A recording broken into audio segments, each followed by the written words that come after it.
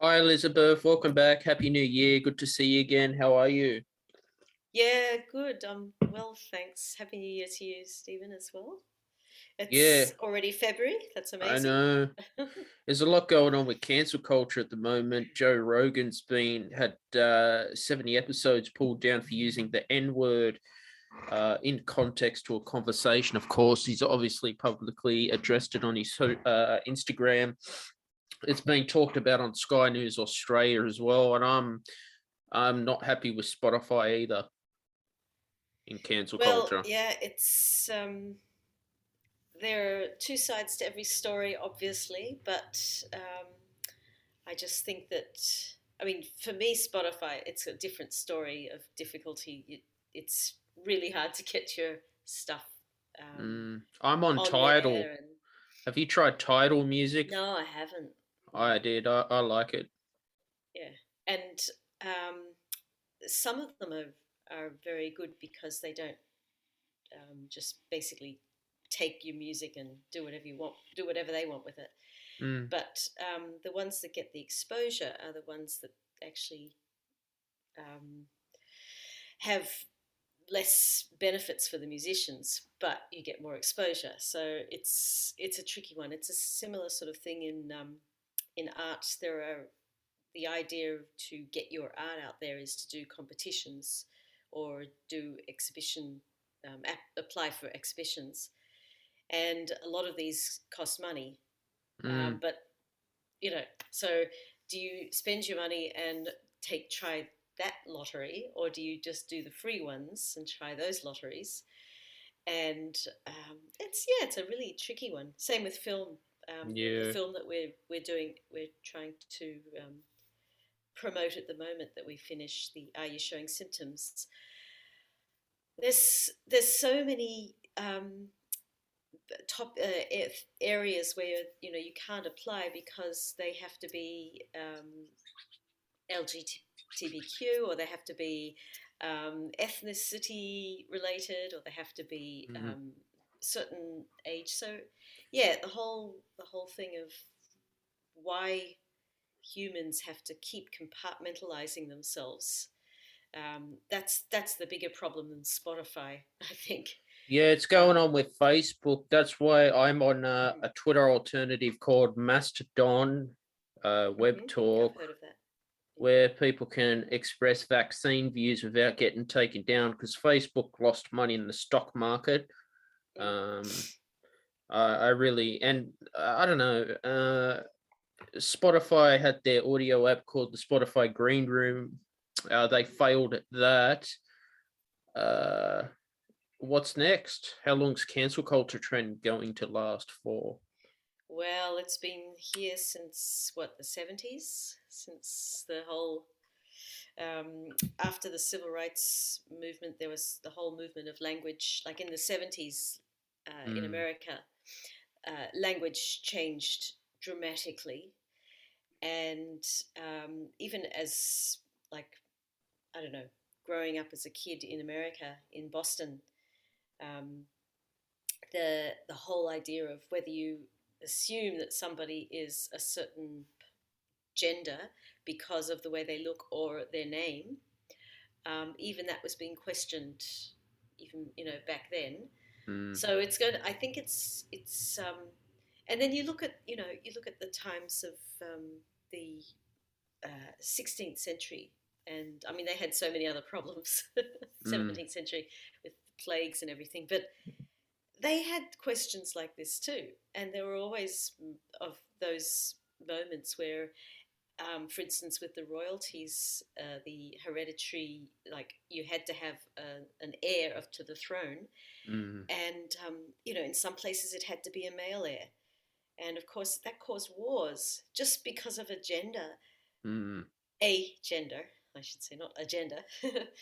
They had their own agenda, but I mm. think this whole idea of asking people to be sensitive is a one thing, but forcing people to present themselves in a way that is inoffensive to everybody is another direction, and it's an impossible goal. Did you know that the word picnic, I can't remember why, but the word picnic is now considered a sensitive word that shouldn't be used. Is it? Picnic. Oh my God. Like, Yeah. like the N word, or like, and there are words like this that you go, what? How did that happen? And there are references to things people. You heard about the woman, the teacher who went into a class as a substitute teacher, and she marked everybody off in the roll, and she came to a certain name, and the person went meow, and she said, "Oh, that's not acceptable. You have to say your name." And he got all upset, and he started, yelling or crying or something, and the girl, one of the students, said, "Oh, he identifies as a cat." So when you when you when he says meow, you're supposed to say meow back. He's being silly. Well, no, this was true. This was actually because the upshot was that she said, "No, I won't do that. That's not my job. My job is to teach you." And he got so upset he ran out of the class, and as he did, she yelled "woof," and they fired her. Oh my God. The school said, if you can't handle the identity issues with our children, then we don't want you here.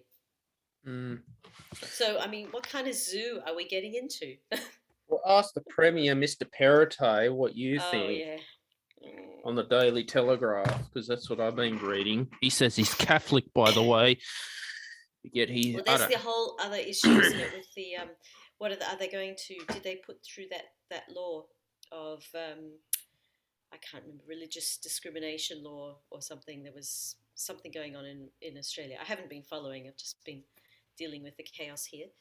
Do you know anything about this?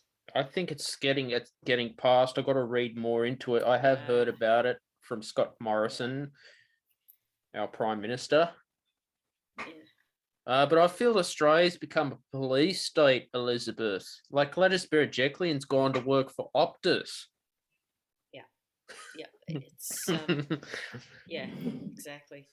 No, it's definitely it's something's happening in Australia that's just not very nice, and anything, it seems like when it follows America, it gets into problems. And I mean, America's failed in so many directions the past 5 years, really. That and Australia seems to just follow it like a moth to the light. It just seems to go, oh, whatever they're doing, that's brighter, bigger, better. It's going to get us more money. We'll do it. And Australia's just it's not built like that. It's not built the same way as America's built. It's geographically not the same. And its history, of course, there are shared elements, but it's just not the same.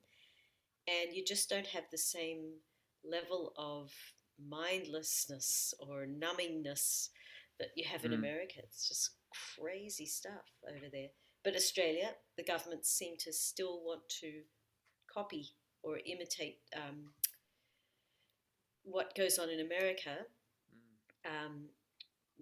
rather than what goes on in, England or Europe or something. It's very strange. Except there are pockets, like for instance, I think Melbourne has traditionally had some more, I suppose, European world perspectives. But Sydney's just an LA, another LA. Yeah, I like your hair.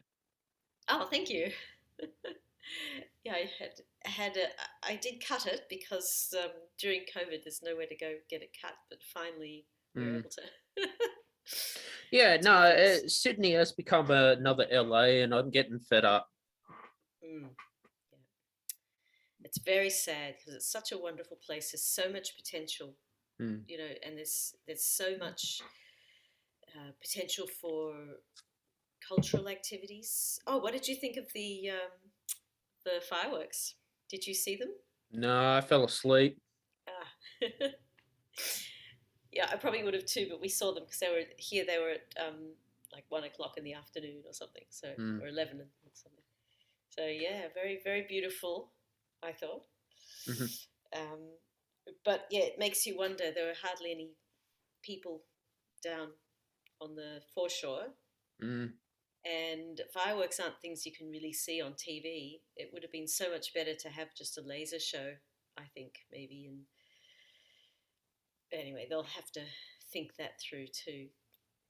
My parents live in Lavender Bay, so it's just, opposite Luna Park. Mhm.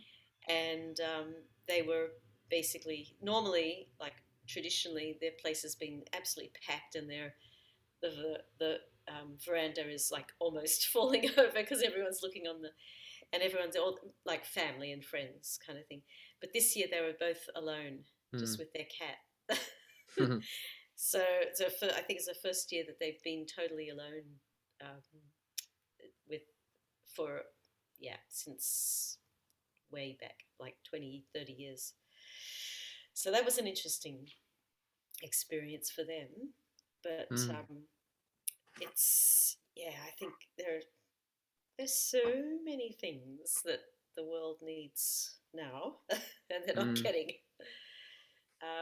But I'm busy in the middle of all this. I've been doing this. Can you see that? It's a Wow. flyer, the Freischütz. Yeah, I remember that. Yeah, and it's an adaptation for it's a smaller, shorter version, adapted and taken from the perspective of the female, Mhm. the Agatha, and so it's taken a more psychological kind of perspective, and involved we've introduced a little bit of there's the original music, some of the original music, not all of it, but there's also a bit of improvising and kind of Mhm. a bit of mucking around. And I have to do a speaking part, which is also hard to speak. I mean, it's not hard to speak and play, but your brain has to whoop, whoop, whoop, whoop, and then it's in German. Mhm. So I have to learn all these, not that many lines, but maybe about 6 or 8 lines in German. Well, at least you keep them busy. Yeah, this has been something this is my first weekend free. Mhm.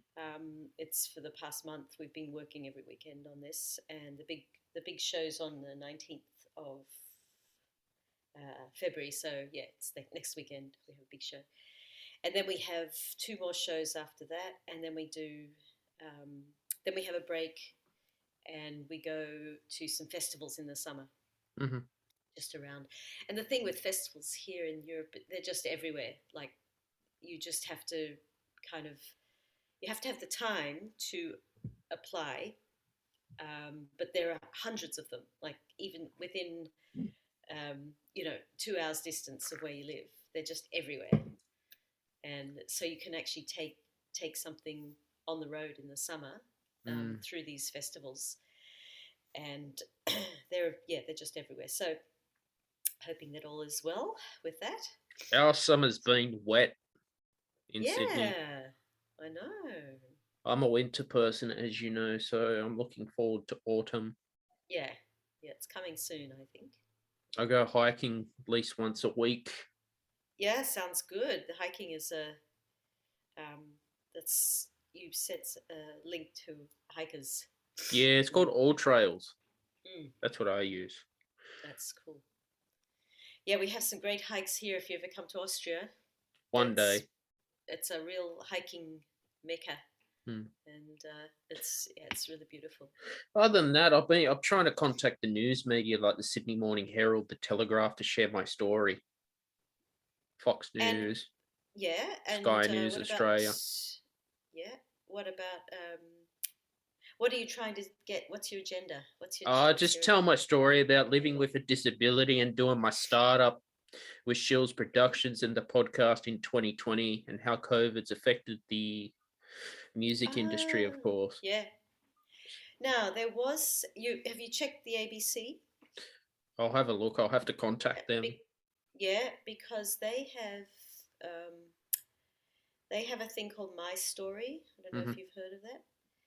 And I don't know if they've still got it running, but they often are looking for things where they can share these personal and interpersonal stories,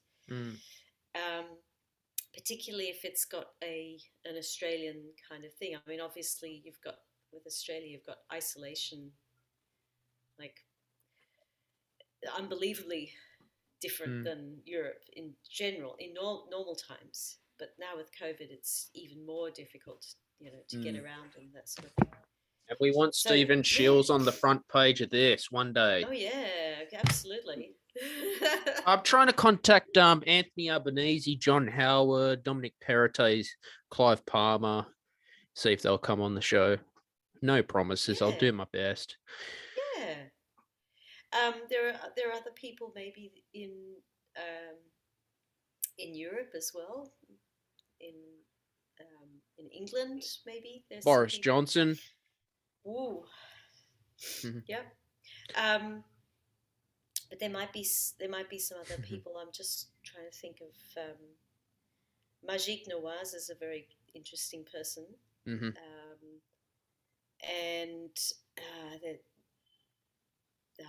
there are a couple of people that escape my mind. That do you know who might be interesting is Dr. John Campbell. Have you heard of him? No, who's Dr. John Campbell? He's a guy. He's British, and he does a weekly podcast on COVID. He's done it since the beginning, and it's a very reasonable voice. And he is he's a great advocate of vitamin D and making sure making sure you're healthy. But he interprets the statistics and. It's pretty good. Most of it, what he says is reasonable, and he takes both sides. He weighs both sides up, and So he might be somebody. Just look up Dr. John Campbell, and you'll see everything there. And he's not a quack, so that's good. Some of these people, you hear of them, and you go, "Oh, that sounds too good to be true," and it is. But so that he's definitely somebody that would be worth contacting, because he loves talking to different people, and he'd be really interested in talking to you on his show too. So maybe you could do a show swap. So yeah. Yeah, did you hear Dr. Robert Malone went on Joe Rogan's podcast and he was against the mRNA vaccine? That episode got taken down from YouTube. And he's been banned from LinkedIn and Twitter, and he's got a PhD. Yeah, but they've worked. That's the thing, is he's saying something that's wrong. It's just wrong. Everybody I know who's had the vaccine is faring better than the people who haven't. And not just in, obviously it's in a medical way, but with the people who haven't had the vaccine have got sicker quicker, and then they've spread it further because they've got a higher viral load. So he's wrong. That's just like, now, whether you take somebody down when they're wrong, I think that these televangelists that ask you for money to get God's blessing, they're wrong too, but they're not taken down. So maybe nobody should be taken down, but people should be given the knowledge that there should be a platform for where these people, these either incorrect or wrong or crazy or whatever, there should be a platform where they can be heard and they can be commented on freely. And I mean, anything that gets censored in one direction, it's going to be censored in another, and that's the big problem. I think the theme for today is balance. Yeah, we need balance. But anyway, Kanye West wants to tour Australia, but Scott Morrison is telling Kanye West to get his vaccines. Otherwise, he can't enter the country. Like Novak Djokovic got deported. Yeah, well, it wouldn't be fair, would it, if Novak got deported, but Kanye wants, that would not be fair. Yeah, it was all over the news. Yeah. It was in the Sydney Morning Herald when I was reading it, and I was going, shit, how long is this going to last for? I mean, I picked up 7 rapid antigen tests for free, but people were just scalping them before Christmas. Yeah, I know. That's another area of disgustingness, that I was amazed at how the Australians are not seeming to protest the way the government has approached these measures, um, and yet they're all protesting about, my freedom to have not to have a vaccination. It's like, well, start complaining about your government. It's a mess, absolute mess. Oh, people are No one protesting. should have to pay for a test if they've been vaccinated. That is just so wrong. Ask Scott Morrison, because I said to the chemist, no, I'm not paying $17 or $20 for a test. That's a rip-off. I did my first rapid antigen test yesterday. I was negative, and I'm thinking, I'm not paying that. No. We get them. We just did ours. I basically do it almost every day because they're all free. And you just go down to the chemist, you pick up your tests. You can pick up, a bunch of them, and you can pick up 8, I think it's 7 a week. So you can pick up one for every day. We can only get 7 a month on a pension card. Yeah, I know, it's crazy. And these are free. You just walk down and show them your code that you got emailed to you, and then you just take them home and you do them. And we've been just testing like crazy, and it's all free so far. And I think that, but it's really funny. We've had, like at work, I've had 2 people are sick right now with COVID. 2 people had to stay home because they had family that had COVID, and they couldn't not live in the same house, so they had to quarantine with them. We had a bunch of other people who were kind of like about 4 or 5 people who were related to our work, but don't work there. They had it. We've had, it's just been rampant. We've all been sick, like we've got all the symptoms, like flu and cold symptoms. I've been sick for 2 weeks, and none of, and we just keep testing, and even the ones that are sick, sometimes they get it, sometimes they don't. It's a complete riddle. So I'm going to get tested again today, but it keeps coming up negative, and I just keep having this, like, it's nose and whatever. And it's so hard to know whether these tests are even working. Haven't you gone to get a PCR test? Yeah, that's what I do. Yeah. The PCR tests here are gurgle. So you gargle. You don't get the nurse to put a swab down your throat? No, that's, you can do that, yep. But the PCR tests that we have are just the gargle ones. And yes, because you can get the swab ones as well. Yeah, that's what I'm talking. Yeah, but have you had that done yet? Yeah, feels weird. I know. I hate it. I can't do it. We've actually got a little booth just about maybe a quarter of a kilometre just down the road. It's open 7 days a week. It's like a little toilet, like one of those portaloos. And you just show your health card. You stick your face in their window and they swab you.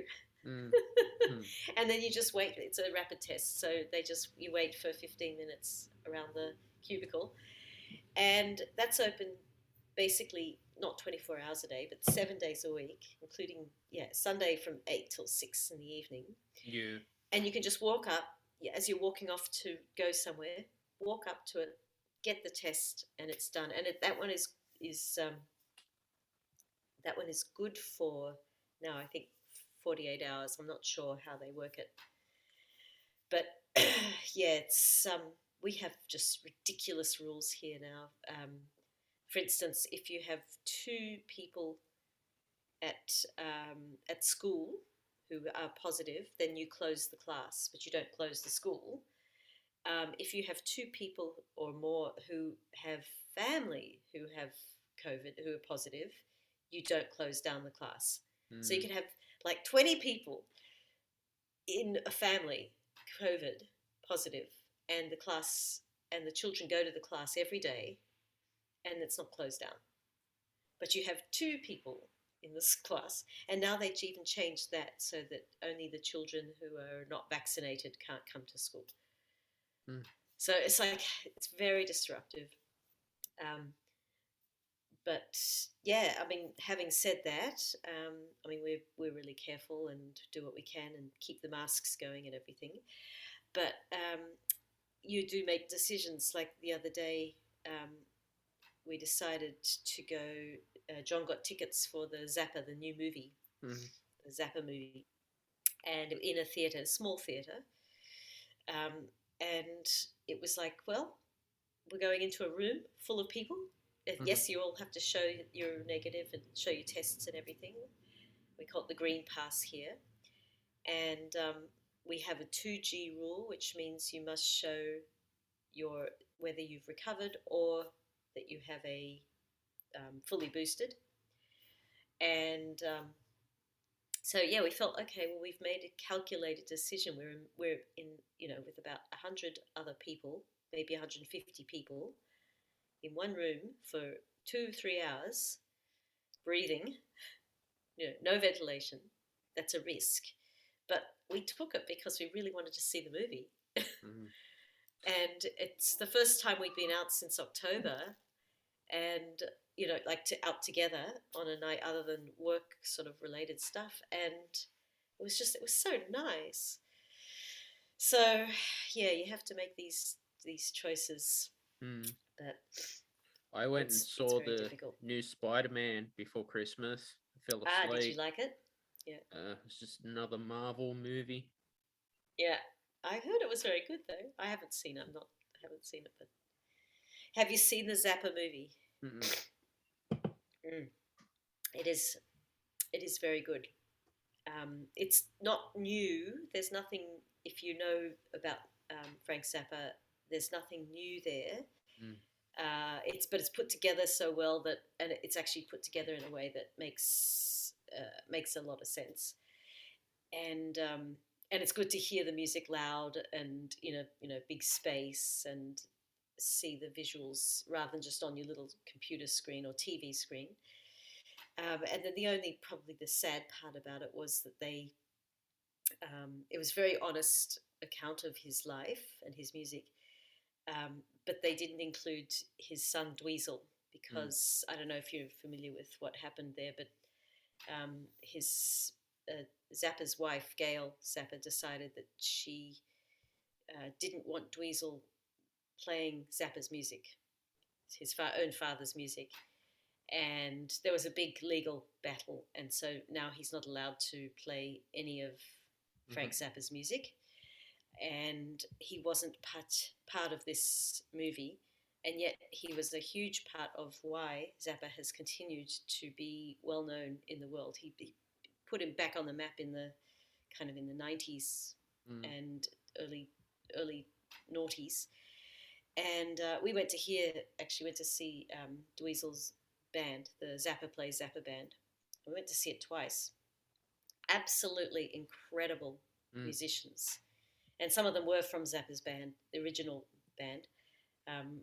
And absolutely wonderful music. It's so good. And the whole place the theatre was filled with people of all ages, and you could see there were like grandfathers taking their grandsons or granddaughters, because they would say, you got to know this stuff. This is like really important.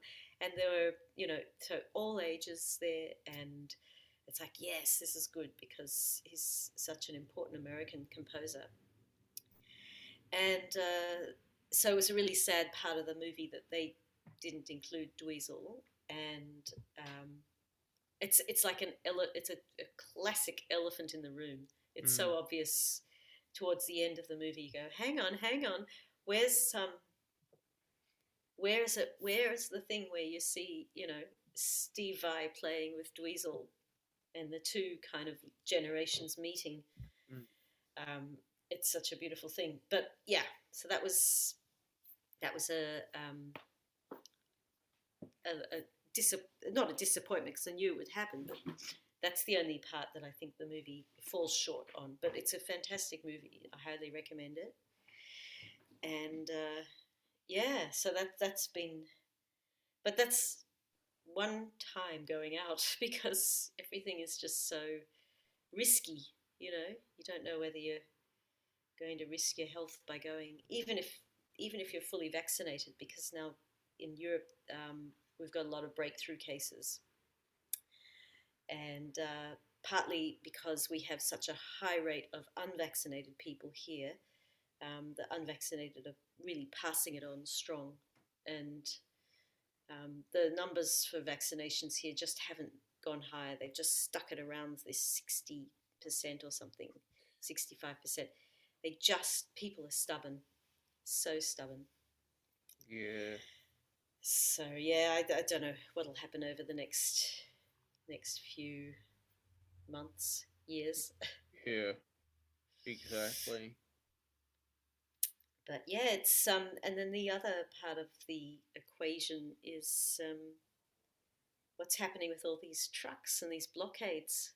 There aren't any blockades in Australia, are there? I haven't heard any of them. A lot of border closures we've been having. Yeah, but with the with the trucks, just check. I don't know. No, well, there was a protest in Canada. Yeah, but there haven't been any in Australia, have there? No. No. But that's what's happening with vaccine mandate. Mm. It's pretty much discriminating unvaccinated people. Yeah, but if they get vaccinated, we're going to get closer to the end.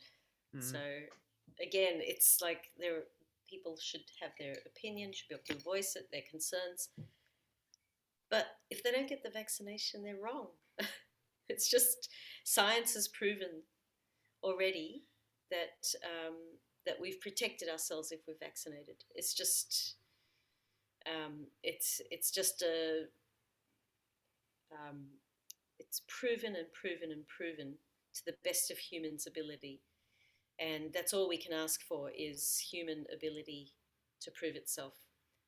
And well, Joe Rogan doesn't want to get vaccinated, and he's gonna apparently he had some comedy shows booked in Canada.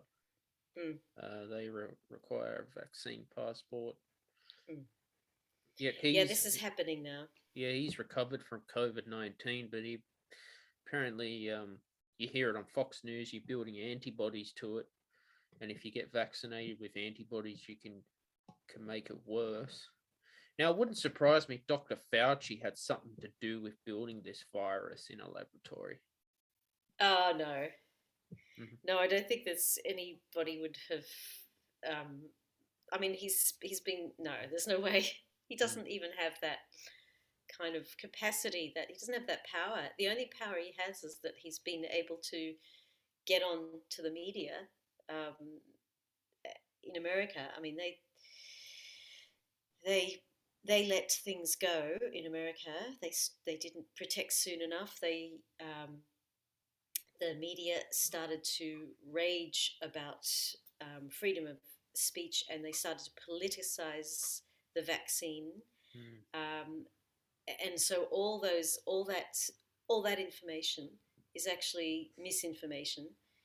And people who get vaccinated, it's just been proven again and again, people who get vaccinated are healthier, have a greater chance of staying healthy, have a greater chance of not sharing viruses with other people, so the virus doesn't spread as much, it doesn't mutate as much if it doesn't spread as much.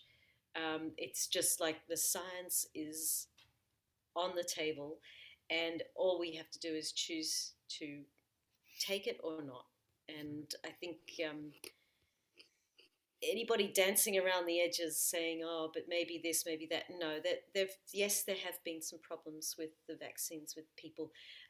Almost everyone I know who got it has complained of, maybe a fever or a sore arm or something like that. Everyone gets that with vaccines, or almost everyone. And there have been some people who've died because of the vaccine, but they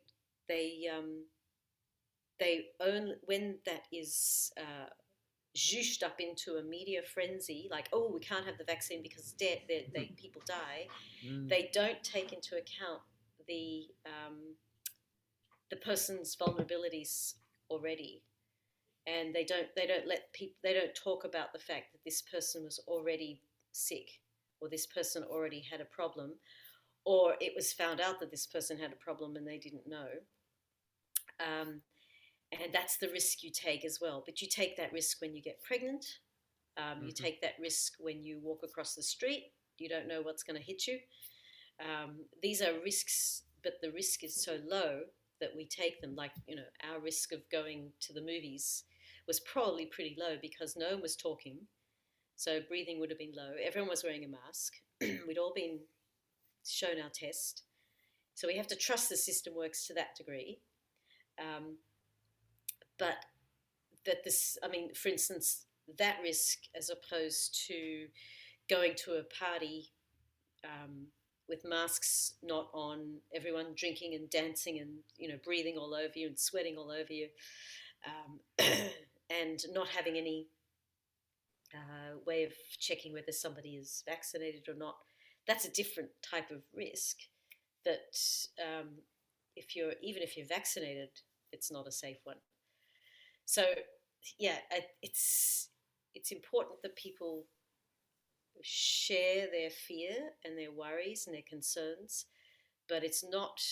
I just think it's really bad when people start politicizing something that is becoming more and more. It's not just, it is already, but it's becoming more and more scientifically proven through so many different institutes across the world, that these things, and also historically, like with other vaccines like polio and that sort of thing, and smallpox, these are just, it's proven they work.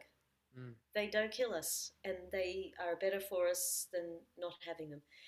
And the other thing is, how many lives do you have? One. Yeah. And why not make that life the safest possible? It doesn't mean that 100 years or 200 years from now that this vaccine will work, but in your lifetime it will. In our lifetime, the vaccines work for us. Perhaps in the next 200 years, if the world is still around, there'll be other solutions. There'll be other ways of protecting people. And I also understand, I heard that I think it's Pfizer, I think it's Pfizer. They're coming out with or starting to test an AIDS vaccine.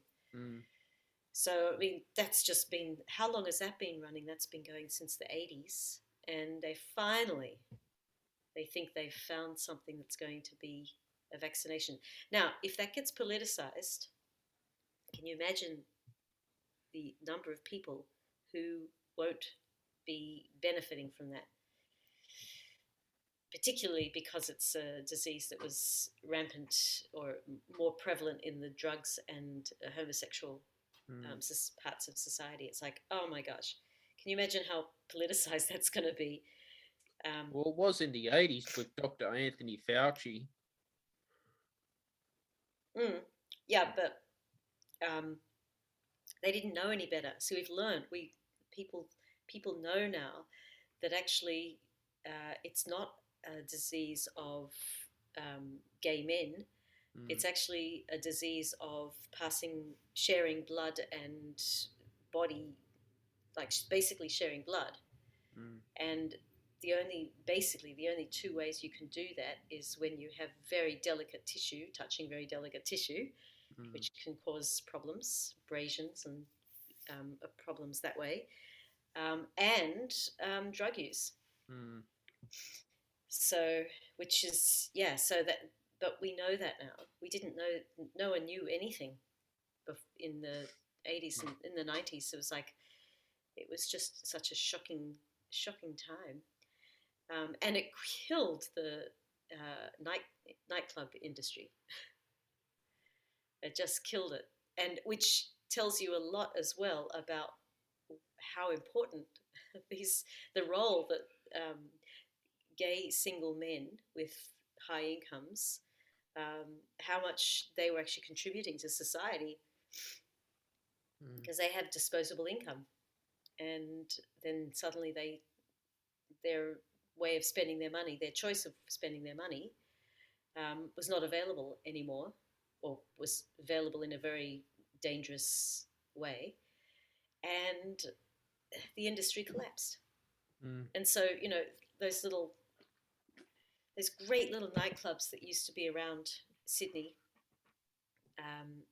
they just disappeared. Well, the nightclub industry has disappeared as well now. It's absolutely, it has just completely slashed. And there's a guy in Sydney who he's been running it's at a restaurant, but he's been running a evening of music shows, basically like a pub, but it's a restaurant, and with a little stage. It's really good. It works out well.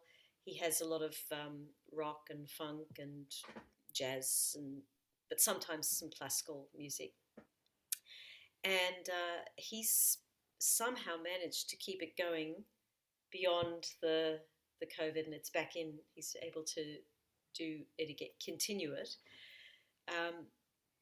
But the big problem is that he doesn't have the money to pay the musicians anymore, because there aren't as many people going out. So now he's looking at, which I think is like, oh no, this is just exactly what you don't want to have happen. He's now looking at people who are students and saying, hey, students, do you want to use this as a platform to get some experience? The same old thing, I won't pay you, but you'll get a great meal and you'll get a good exposure. Haven't we been there before? And this is a musician that I know when he was, in his youthful student, semi-professional, moving into professional, I know he would have gone, that's bullshit. You can't do that. That's not fair, So I think there's a lot of social and amnesia about what's going on culturally. I think people forget that, oh my gosh, I mean, people don't remember what the 80s were like when it came to live gigs. They just don't remember. Everything was so haphazard and glorious, and you could get away with anything. And on the other side, in the world of live gigging, there were gigs. You could have a gig. And that was just like, even as a student, we were able to basically, you'd ask, when you came back to, when I was studying at this conservatorium, after a weekend away, coming back on a Monday, and you go, oh, so where did you have your gig? And it was just like, everyone just had a gig. It could be anywhere. It could be anything. It could be opening a motor show, or we had, and the wildest gigs. Like, I remember one, I was with, I don't know if you have heard of it, but it was called the Palm Court Orchestra. And they were around from around the 70s until I think the 90s.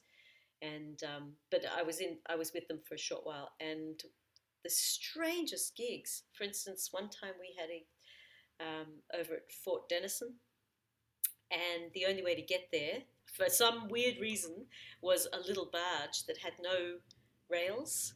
So it was just like a barge on the harbour, on the water, no protection, with all our instruments. I mean, you think bass, cello, clarinets, all these instruments, and we're just all crammed onto this barge that would have been no more than like 6 meters long and maybe about 3 meters wide. No, I just can't. When I think about it, I can't believe that we were allowed to do this, to go from Circular Quay to Fort Denison, and and then we got there, and then we did the gig. It was Bastille Day celebration, and it's like, there's no way that you'd be even allowed to take the barge, but there'd be no gig anyway. Just Musicians have been exploited for years. Yeah, they have. I'm fed up. It's the heyday in the 80s because of a an influx of um, it was mainly an influx of just people wanting to go out and party, and have shows and do that. There was a lot of money swimming around in the 80s, and then it all dried up, and it never has come back. But and so I would say from the end of the 80s onwards, musicians have been politicized as well. Another friend of mine was saying that, many years ago, the orchestra that he's playing in was asked to play for a something for royalty, and for the celebration of the Queen or something. I can't remember the details, but it was definitely something to do with the Queen or royalty or something. English, the British system, and upholding the British system. And he refused to play in the orchestra. And it's like, the orchestra was asked to do that. It's a publicly funded orchestra, and they're asked to celebrate this imperial monarch that was completely outmoded. And I mean, why not go for it? Just get Her Majesty's band and bring it out, and, import it from England. So I think, musicians have been politicized as well as used. They've also been the whole. I think really the whole problem with and it's the same in many areas, but so you want to be a star, or those shows where they pump up one person as I can't even remember the name of the shows, but the ones. So you think you can dance, or what are those star?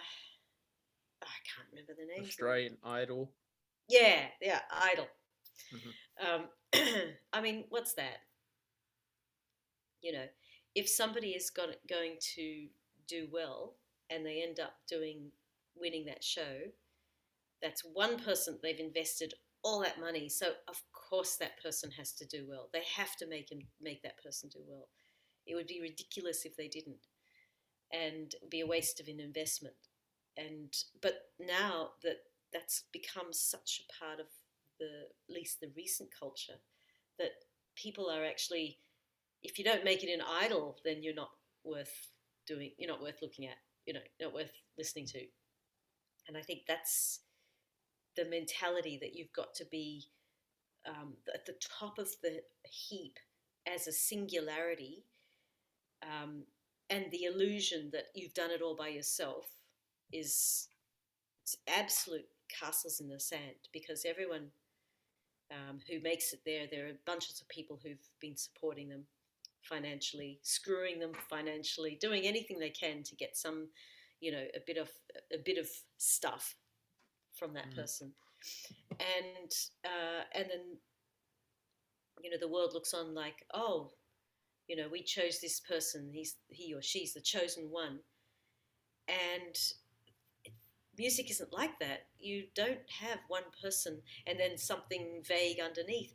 Every single one of those vague underneath people that support that person, who are playing in the band or who are playing in the orchestra when they're doing whatever they're doing, or every single one of those people is trained. And now they're trained to the eyeballs. It's not just like, oh, it used to be, I'm pretty good at violin. Oh, you can join the orchestra, but we need a viola player. Oh, okay. It's not like that anymore. You go to Juilliard, or at least you go to, the top conservatorium in Sydney or Melbourne or whatever, and then you go overseas to train up, and you just, and that even at school, you got to go to the right teacher and everything. Even when you're in primary school and high school, it's just people are so fabulous. The musicians around now are just so brilliant. They've dedicated so many hours to playing and learning and being good. And it's like all or nothing to so many musicians, and they're not considered in the whole platform of what is good, what is worth spending money on, what's worth buying on Spotify. It's the one person that won Idol last year for 1 year. That's all that matters. Mhm. It's like that's really painful when somebody is working to be a musician. And yeah, I really question why anybody would want to be a musician these days. it's Yeah, It's exactly. really, really hard. I mean, I can definitely answer why anybody wouldn't want to be just an IT worker in an office. I can definitely answer that question. Um, but, the alternative is if you choose between, a desk job, which is, let's face it, boring, and an unstable musician's life, there's definitely more excitement in the Mm. musician's life. And there are definitely more ways to experience the ups. So yeah, it's a really it's a tough call that way. Well, life is tough for Mm, everyone unless you have the absolutely. financial capital behind you. Yep. That's why most Yep. startups fail because of capital Yeah. money, Yeah. That's all. It's just money. Yep. unfortunately. If you throw money at something, it will generally do better than if you don't. It's sort of like a garden. It's just you put the money instead of the tender, loving care of tending the garden. Mm. Just stick the money there and it'll grow. But yeah, having that money is the part. Mm. That's the hard part. Oh, of course. But yeah, Yeah. but I think what has happened the past couple of years, if people have already been on a path of working online as musicians, um, they've actually done really well and thrived. Um, my sister is a cellist and she has a fantastic website and setup. She does weekly classes online, um, and weekly workshops online, and she presents little um, short pieces that she's arranged or she's composed, and she presents them. She's got Patreon support, and she's really like it's thriving. And but she had set that up maybe about 7 years ago, and worked really hard to get an online presence. So the when COVID hit and everyone was in lockdown, they all kind of came towards her, and she didn't have to actually put a lot of advertising out there because people already sort of knew about her, of her. She had an online presence, and they went, "Oh, this is exactly what I need. I need to be able to play my cello while I'm at home, and I need someone to inspire me to do it." Mm. And so some people who've been on the online kind of path, that's worked out really well for them. Um, Visual, as far as the visual art for me, I mean, I was already doing online things like applying to have my art in illustrations or in magazines and that sort of thing. So for me, it was just a continuation of that, and Mm. that was reasonably successful. And uh, but for some people, it's really hard because their music doesn't or their art doesn't translate, onto online stuff. It's like sculpture, I think, would have really taken a big hit because how do you present? I mean, I've done a bit of sculpture where I've presented it, but it's so hard to make an image, from something that really you want people to walk around and sniff and turn their head and look at. Mm. So yeah, this is a bit of a this is a drawback because there's some types of arts, drama, sometimes theatre. It just doesn't translate. Even ballet just doesn't translate onto the screen It's just like the two-dimensionality is too big a hindrance. So so we've got a lot of things to tackle in the world. Exactly. So but I also it's interesting what's happening with when people are online and looking for things, the algorithms that happen. If you're getting hits, then obviously your posts or your websites or whatever, your presence will go up higher. And there are companies who will just buy hits. It's like, it's just, it's not even a thing to buy, you know. It's just, I don't know. That seems beyond the pale. Yeah. Well, that's Google. That's why I use DuckDuckGo. Yeah, DuckDuckGo is good. Yeah. And Bravo is also good. Use that too. It's easy.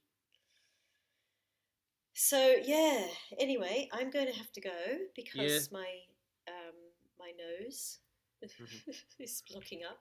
Thanks for coming on the podcast. Yeah, it's a pleasure. It's always good to chat, and stay safe. You too. Keep chatting.